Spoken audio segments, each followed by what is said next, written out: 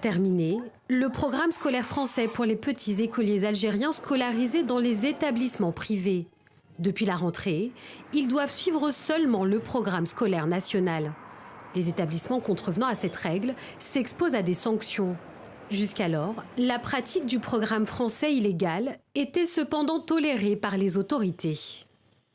C'est les couches moyennes qui sont derrière cette demande sociale du français chez le privé. Parce qu'ils ont un cursus, ils ont un programme, ils veulent aller étudier en France.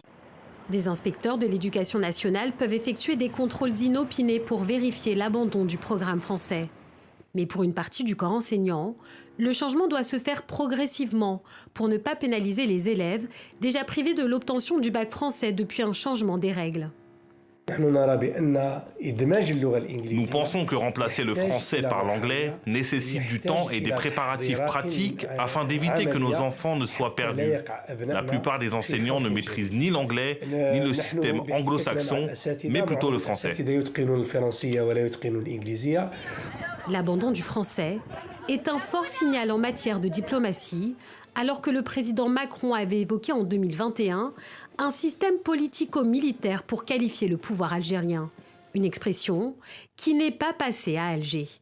Depuis, le pays a accéléré l'introduction de l'anglais dans le cycle primaire avec le recrutement d'enseignants.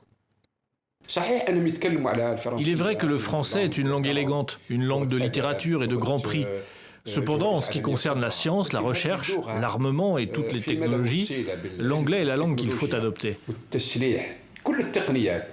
Mais aujourd'hui, faute d'avoir suivi le cursus algérien, certains élèves se retrouvent dans une position délicate pour la poursuite de leurs études.